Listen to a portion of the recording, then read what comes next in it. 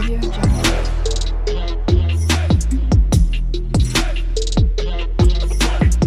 Audio Jungle. Hi ಎಲ್ಲರಿಗೂ ಹೇಗಿದ್ದೀರಾ? Welcome back to my YouTube channel. ಎಲ್ಲರೂ ಆರಾಮಾಗಿದ್ದೀರಾ ಅಂತ ಅನ್ಕೊತೀನಿ. ಇವತ್ತು ಕ್ಯಾಶುವಲ್ ಡೈಲಿ ವ್ಲಾಗ್ನ ಮಾಡ್ತಾ ಇದ್ದೀನಿ. ಲಾಸ್ಟ್ ವಿಡಿಯೋದಲ್ಲಿ ನಾನು ನಿಮಗೆ ವಾಷಿಂಗ್ ಮಿಷಿನ್ನ ತೊಗೊಂಡಿದ್ದೀವಿ ಅಂತ ಹೇಳಿದೆ, ಬಟ್ ತೋರ್ಸೋಕ್ಕಾಗಿರಲಿಲ್ಲ. ಅದಕ್ಕೆ ಈ ವ್ಲಾಗಲ್ಲಿ ತೋರಿಸೋಣ ಅಂತ ಅಂದ್ಕೊಂಡಿದ್ದೀನಿ. ಯಾಕೆ ಅಂತ ಅಂದರೆ ನನಗೆ ಬಂದಿದ್ದೆ ನೆನ್ನೆ, ಡೆಲಿವರಿ ಮಾಡಿದ್ದೆ ಅವರು ನೆನ್ನೆ.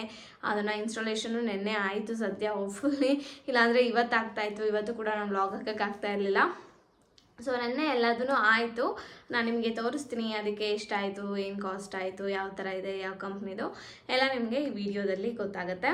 ಯಾಕೆಂದರೆ ಕೇಳ್ತಾಯಿದ್ರು ಎಷ್ಟಾಯಿತು ನೀವು ತೊಗೊಂಡಿದ್ದು, ಯಾವ್ದು ತೊಗೊಂಡ್ರಿ ತೋರಿಸಿ ಅಂತ. ಖಂಡಿತವಾಗ್ಲೂ ಈ ವ್ಲಾಗಲ್ಲಿ ನಿಮಗೆಲ್ಲದೂ ಗೊತ್ತಾಗುತ್ತೆ. ಹಾಗೆ ಇದು ಮನೆಗೆ ಸ್ವಲ್ಪ ಇವಾಗೆಲ್ಲ ಆಜಿಯೋದು ಸ್ವಲ್ಪ ಆರ್ಡ್ರ್ ಮಾಡಿದ್ದೆ ಡ್ರೆಸ್ಗಳು. ಏನಿಲ್ಲ, ಮನೇಲಿ ಸ್ವಲ್ಪ ವೇರ್ ಮಾಡೋಕ್ಕೆ, ಇಲ್ಲ ಅಂದರೆ ಸುಮ್ಮನೆ ಇಲ್ಲಿಂದ ಇಲ್ಲೇ ಎಲ್ಲಾದರೂ ಆಚೆ ಹೋಗಿರ್ತೀವಿ, ಆ ಥರ ವೇರ್ ಮಾಡೋಕ್ಕೆ 1-2-3 ಪ್ಲಾಜಾ ಪ್ಯಾಂಟ್ ಥರ ಆರ್ಡರ್ ಮಾಡಿದ್ದೀನಿ. ಸುಮಾರಷ್ಟು ಮಾಡಿದ್ದೀನಿ. ಆಜಿಯೋದಲ್ಲಿ ಏನು ಪ್ರಾಬ್ಲಮ್ ಆಗುತ್ತೆ ಅಂತ ಅಂದರೆ ಡೈಲಿ ಒಂದೊಂದು ಬರುತ್ತೆ. ಇವಾಗ ಆರ್ಡರ್ ಮಾಡಿದ್ರೆ ನಾವು ಒಂದು 10 ಬಟ್ಟೆ ಆರ್ಡ್ರ್ ಮಾಡಿದ್ದೀವಿ ಅಂದರೆ ಅದೊಂದು 5 ಸಲ ಬರುತ್ತೆ, ಹಂಗಾಗುತ್ತೆ ಎಲ್ಲ. ಇವಾಗ ಅಮೆಝಾನು ಅಲ್ಲೆಲ್ಲ ಮಾಡಿದ್ರೆ ಒಟ್ಟಿಗೆ ಒಂದು ಎಷ್ಟು ಬಟ್ಟೆ ಮಾಡಿರ್ತೀವೋ ಒಂದೇ ಪ್ಯಾಕಲ್ಲಿ ಎಲ್ಲ ಬಂದುಬಿಡುತ್ತಲ್ವ.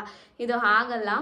ನಾವು ಅಜಿಯೋದಲ್ಲಿ ಆರ್ಡ್ರ್ ಮಾಡಿದಾಗ ನಾವು ಪರ್ಟಿಕ್ಯುಲರ್ ಬ್ರ್ಯಾಂಡ್ ಅಂತ ಮಾಡಿರ್ತೀವಿ ಅಲ್ವಾ, ಆ ಬ್ರ್ಯಾಂಡ್ ಕಡೆಯಿಂದ ನಮಗೆ ಅದು ಡೆಲಿವರಿ ಕೊಡ್ತಾರೆ. ಡೈರೆಕ್ಟ್ ಬ್ರ್ಯಾಂಡ್ ಅವರೇ ನಮಗೆ ಡೆಲಿವರಿ ಮಾಡ್ತಾರೆ. ಅದಕ್ಕೋಸ್ಕರ ನಮಗೆ ಡೆಲಿವರಿ ಆ ಥರ ಆಗುತ್ತೆ.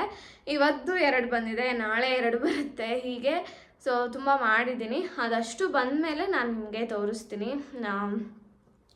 ಇಲ್ಲೇ ಇದೆ, ನೀವು ನೋಡ್ಬೋದು. ಓಪನ್ ಮಾಡಿ ಕೂಡ ನೋಡಿದ್ದೀನಿ.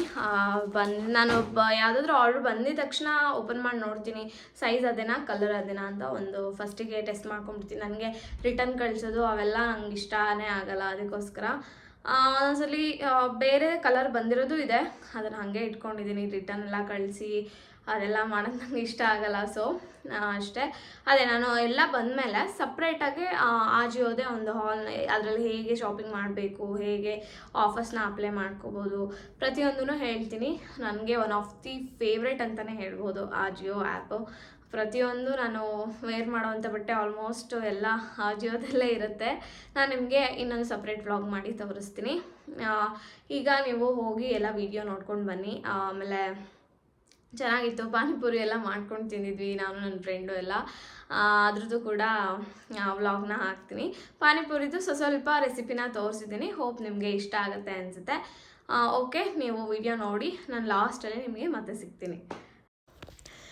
ಇಲ್ಲಿ ತೊಗೊಂಬರ್ತಾ ಇದ್ದಾರೆ ನಾವು ವಾಷಿಂಗ್ ಮಿಷಿನ್ನ.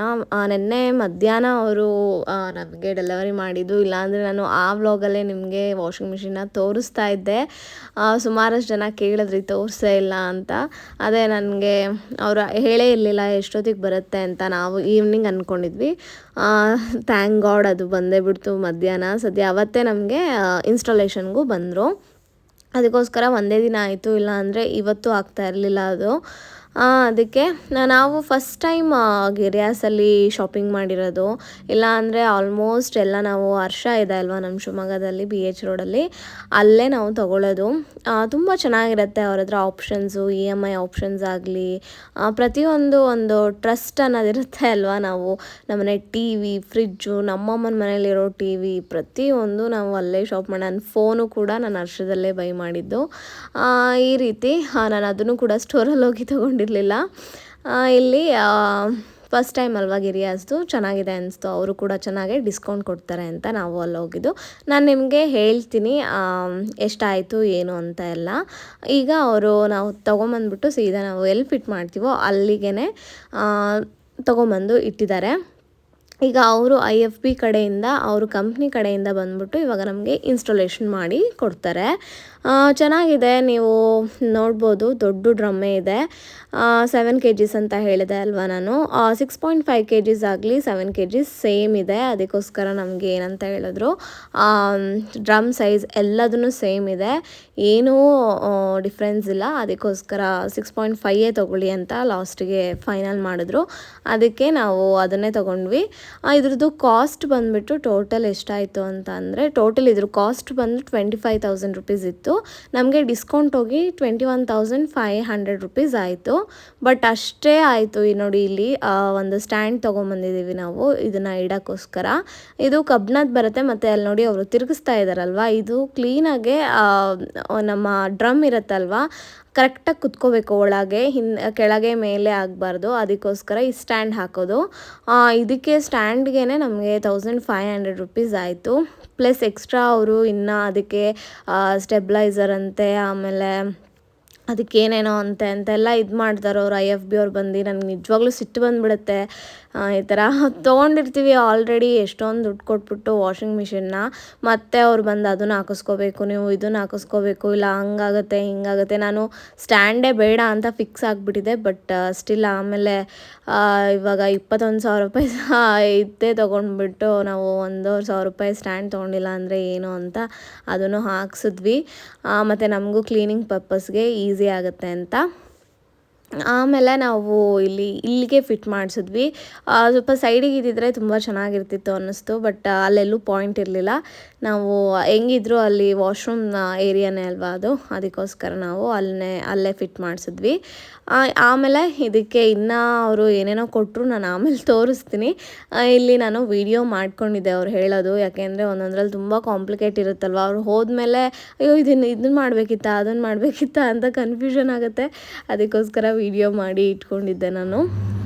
ಈಗ ನೋಡಿ ನೀವು ನಮ್ಮ ಝೂಝು ಹೇಗೆ ಮಾಡ್ತಾಳೆ ಅಂತ ಹೆದರ್ಕೋತಾಳೆ. ಅದು ಏನೋ ಬಂದ್ಬಿಟ್ಟಿದೆ ನಮಗೆ, ಏನೋ ಸೌಂಡ್ ಮಾಡ್ತಿದೆ ಅಂತ. ಸೊ ಈ ವಿಡಿಯೋನ ನೋಡಿ ಎಂಜಾಯ್ ಮಾಡ್ತೀರಾ.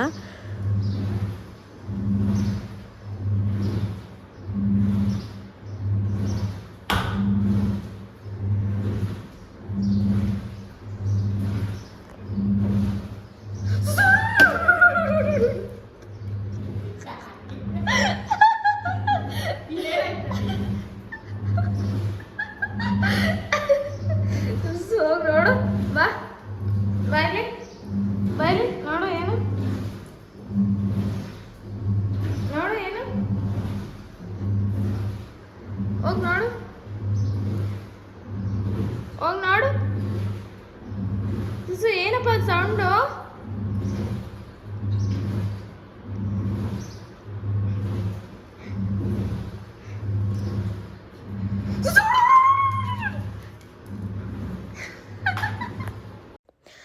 ಇಲ್ಲಿ ನಾನು ಫಸ್ಟು ಪಾನಿಗೆ ಏನೇನೆಲ್ಲ ತೊಗೊಂಡಿದ್ದೀನಿ ಅಂತ ತೋರಿಸ್ತೀನಿ. ಪಾನಿಗೆ ನಾನು ಸ್ವಲ್ಪ ಕೊತ್ತಂಬರಿ, ಪುದೀನ, ಜೀರಿಗೆ ಮತ್ತು ಮೆಣಸು, ಸ್ವಲ್ಪ ಹಸಿಮೆಣ್ಸಿನ್ಕಾಯಿ, ಶುಂಠಿ ಬೆಳ್ಳುಳ್ಳಿನ ತೊಗೊಂಡಿದ್ದೀನಿ. ಇದನ್ನಿಷ್ಟನ್ನು ಗ್ರೈಂಡ್ ಮಾಡಿಕೊಂಡು ಸ್ವಲ್ಪ ಉಪ್ಪು ಹಾಕ್ಕೊಂಡು ಗ್ರೈಂಡ್ ಮಾಡಬೇಕು.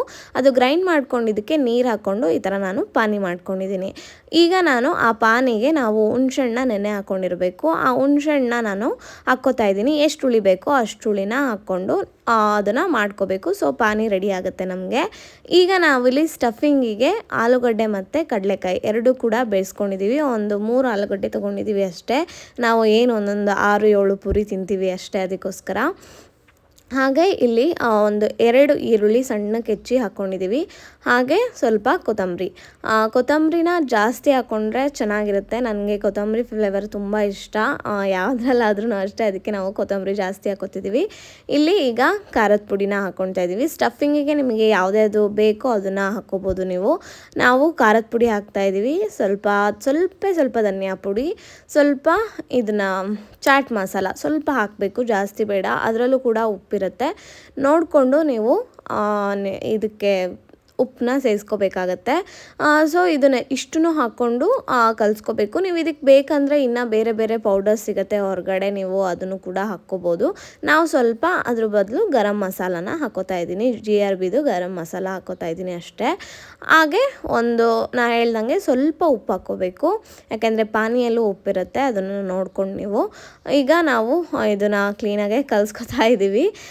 ಇದು ನಾನಂತೂ ಮಾಡಿದ್ದು ಲಾಕ್ಡೌನ್ ಬಿಟ್ಟರೆ ಇವತ್ತೇ ಮಾಡ್ತಾ ಇರೋದು. ಏನೋ ಇವತ್ತೆಲ್ಲ ಐಟಮ್ಸ್ ಮನೇಲಿತ್ತು, ಸೊ ಮಾಡೋಣ ಅನ್ನಿಸ್ತು.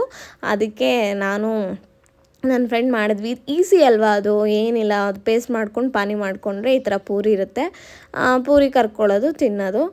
ಅದಕ್ಕೋಸ್ಕರ ಮಾಡ್ಕೊಂಡ್ವಿ. ಸಂಜೆ ಟೈಮ್ ಆಗಿತ್ತು ಹೆಂಗೋ ಅಂತ. ನೀವು ಕಮೆಂಟ್ ಸೆಕ್ಷನಲ್ಲಿ ಹೇಳಿ ಲಾಕ್ಡೌನಲ್ಲಿ ಈ ಥರ ನೀವು ಪಾನಿಪುರಿ ಮಾಡಿಕೊಂಡು ತಿಂದಿದ್ರಾ ಅಂತ. ಇನ್ನು ದೀಪು ಬಂದಿರಲಿಲ್ಲ, ಅವ್ರಿಗೆ ಗೊತ್ತಿರಲಿಲ್ಲ ನಾನು ಮಾಡೋದು. ಈ ಥರ ಪಾನಿ ಎಲ್ಲ ರೆಡಿ ಇಟ್ಕೊಂಡಿದ್ದೀವಿ ನೋಡಿ. ಪಾನಿ ಮತ್ತು ಇದು ಸ್ವೀಟ್ ಪಾನಿ ಅವಳು ಮಾಡ್ಕೊಂಡಿದ್ದಾಳೆ ನನ್ನ ಫ್ರೆಂಡು. ಜಸ್ಟ್ ಅದಕ್ಕೆ ಬೆಲ್ಲ ಮತ್ತು ಹುಣಸೆಹಣ್ಣುಳಿ ಇದೆರಡೇ ಹಾಕಿರೋದು. ಹಾಗೆ ಪೂರಿ, ಸ್ವಲ್ಪ ಸ್ಟಫಿಂಗ್ಸು. ಈಗ ಇಬ್ಬರು ತಿನ್ಕೋತಾ ಇದ್ದೀವಿ. ಇದು ದೀಪು ವೀಡಿಯೋ ಮಾಡಿರೋದು ನಮಗೆ ಗೊತ್ತೇ ಇಲ್ಲ. ಸೊ ಎಲ್ಲ ಸ್ಟಫಿಂಗ್ ಮಾಡ್ತಾಯಿದ್ದೀವಿ. ಫಸ್ಟ್ ಸ್ಟಫಿಂಗ್ ಮಾಡ್ಕೊಂಬಿಟ್ರೆ ಚೆನ್ನಾಗೇ ಅಲ್ವಾ ನಾವು ಇದನ್ನು ಪೂರಿ ತಿನ್ಕೊಳ್ಳೋಕ್ಕೆ. ಅದಕ್ಕೆ ಸ್ಟಫಿಂಗ್ ಮಾಡ್ಕೋತಾ ಇದ್ದೀವಿ. ನಾವು ಇಲ್ಲೇ ಆದರೆ ಮನೆಯಲ್ಲೇ ಆದರೆ ಎಷ್ಟಾದರೂ ತಿನ್ಕೋಬೋದಲ್ವ, ಅದಕ್ಕೆ ಜಾಸ್ತಿ ಸ್ಟಫಿಂಗ್ಸ್ನ ಹಾಕ್ಕೊತಾ ಇದ್ದೀವಿ. ಹೊರಗಡೆ ತಿನ್ನೋದ್ರಲ್ಲಿ ನಾವು ಒಂದು ಪೂರಿಗೆ ಹಾಕಿರೋದ್ರಲ್ಲಿ ಒಂದು ಪ್ಲೇಟೇ ಕೊಟ್ಬಿಡ್ತಾರೆ. ಸೊ ಪಾನಿನೂ ಅಷ್ಟೇ ಮೈಲ್ಡಾಗಿ ಚೆನ್ನಾಗಾಗಿತ್ತು. ಯಾಕೆ ಅಂದರೆ ನಾವು ಇದನ್ನು ಹಾಕಿರೋದ್ರಿಂದ, ಜೀರಿಗೆ ಮೆಣಸು ಎಲ್ಲ ಹಾಕಿರೋದ್ರಿಂದ ಚೆನ್ನಾಗಾಗಿತ್ತು. ಈಗ ನೋಡಿ ಪಾನಿಪುರಿ ಆದಮೇಲೆ ಸುಕ್ಕ ಅಂತ ತಿಂತಿದ್ವಿ ಅಲ್ವಾ, ಅವಾಗ ಕಾಲೇಜ್ ಟೈಮಲ್ಲೆಲ್ಲ ಹೋದಾಗ ಈ ಗೋಲ್ಗಪ್ಪ ಹುಡುಗರು ಕೊಡ್ತಾಯಿದ್ರಲ್ವ, ಲಾಸ್ಟ್ ಒಂದು ಪೂರಿ ಅದು ನಂಗೆ ತುಂಬ ಇಷ್ಟ. ಅದಕ್ಕೆ ಸ್ವಲ್ಪ ಚಾಟ್ ಮಸಾಲ ಒಂದೇ ಹಾಕ್ಕೊಂಡು ತಿಂತಾಯಿದ್ದೀನಿ. ಆಮೇಲೆ ಇಲ್ಲಿ ದೀಪು ನೋಡಿ ಅವರೇ ಮಾಡ್ಕೊತಾ ಇದ್ದಾರೆ ಸುಕ್ಕನ. ಸ್ವಲ್ಪ ಚಾಟ್ ಮಸಾಲ ಹಾಕ್ಕೋತಿದ್ದಾರೆ, ಆಮೇಲೆ ನಿಂಬೆಹಣ್ಣು, ಖಾರದ ಪುಡಿ ಎಲ್ಲ ಹಾಕ್ಕೊಂಡು ತಿಂತಾಯಿದ್ದಾರೆ ಅವರು. ಅವರಿಗೂ ಅಷ್ಟೇ ಈ ಥರ ಮನೇಲಿ ಮಾಡಿದ್ದು ಪಾನಿಪುರಿ ಇಷ್ಟ ಆಗುತ್ತೆ. ಅವರೇ ಹೇಳ್ತಾರೆ ಕೇಳಿ ಹೆಂಗಿತ್ತು ಏನು ಪಾನಿಪುರಿ ಅಂತ. ಹೆಂಗಿದೆ ರೀ? ತುಂಬ ಚೆನ್ನಾಗಿದೆ ಪಾನಿಪುರಿ.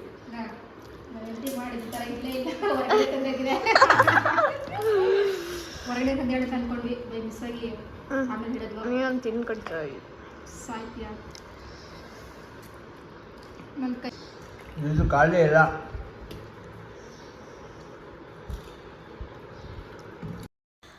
ಒಂದೊಂದು ವ್ಲಾಗಲ್ಲಿ ನೋಡಿರ್ತೀರ, ಇವಳು ನನಗೆ ಸ್ಕೂಲಿಂದನೂ ಫ್ರೆಂಡು, PU ಆಮೇಲೆ ಡಿಗ್ರಿ ಎಲ್ಲ ನಾವು ಒಂದರಲ್ಲೇ ಮಾಡಿರೋದು.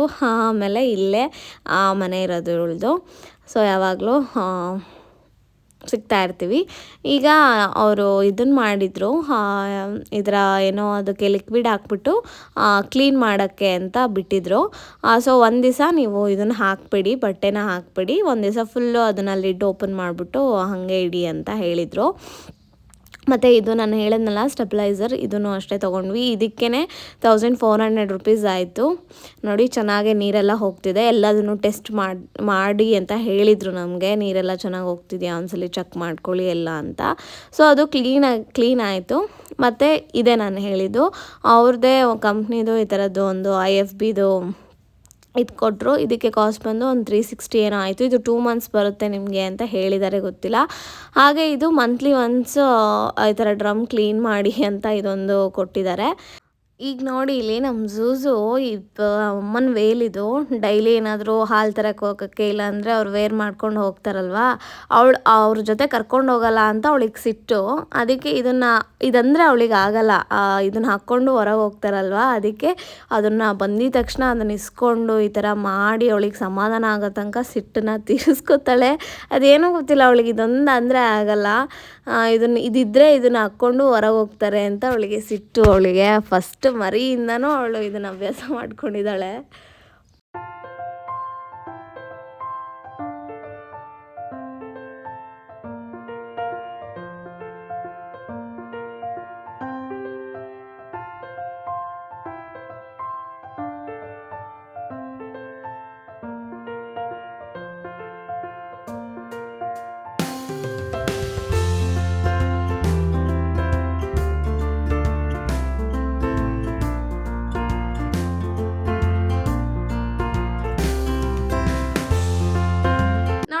ಇವತ್ತಿನ ವಿಡಿಯೋ ನಿಮಗೆ ಇಷ್ಟ ಆಗಿದೆ ಅಂತ ಅಂದ್ಕೊಳ್ತೀನಿ. ಇಷ್ಟ ಆದರೆ ಗೊತ್ತಲ್ವಾ, ಒಂದು ಲೈಕ್ ಮಾಡಿ, ಶೇರ್ ಮಾಡಿ, ಕಮೆಂಟ್ ಮಾಡಿ. ನನ್ನ ಚಾನಲ್ಗೆ ಪ್ಲೀಸ್ ಸಬ್ಸ್ಕ್ರೈಬ್ ಮಾಡ್ಕೊಂಡು ವಿಡಿಯೋಸ್ ನೋಡಿ ಪ್ಲೀಸ್, ಆಯಿತಾ? ಹಾಗೆ ನಿಮ್ಮ ಫ್ಯಾಮಿಲಿ ಫ್ರೆಂಡ್ಸ್ಗೂ ಹೇಳಿ ಹೀಗೆ ಸಪೋರ್ಟ್ ಮಾಡ್ತಾಯಿರಿ ಅಂತ ಹೇಳ್ತೀನಿ. ಇನ್ನು ನಿಮಗೆ ಬೇರೆ ಯಾವುದಾದ್ರೂ ಪರ್ಟಿಕ್ಯುಲರ್ ಟಾಪಿಕಲ್ಲಿ ಇದು ವೀಡಿಯೋಸ್ ಬೇಕು ಅಂದರೆ ಪ್ಲೀಸ್ ನಂಗೆ ಕಮೆಂಟ್ ಸೆಕ್ಷನಲ್ಲಿ ಹೇಳಿ.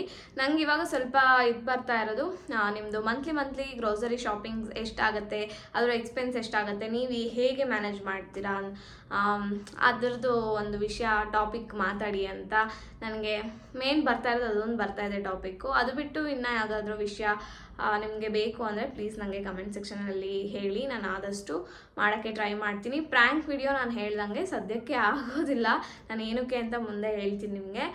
ಅದನ್ನು ಬಿಟ್ಟು ನಿಮಗೆ ಬೇರೆ ಥರ ವಿಡಿಯೋಸ್ ಬೇಕು ಅಂದರೆ ಖಂಡಿತವಾಗ್ಲೂ ಕಮೆಂಟ್ ಸೆಕ್ಷನಲ್ಲಿ ಹೇಳಿ, ನಾನು ಮಾಡ್ತೀನಿ ಆಯಿತಾ. ನಾನು ಇನ್ನೊಂದು ವಿಡಿಯೋ ಜೊತೆಲಿ ಸಿಗ್ತೀನಿ. ಬಾಯ್.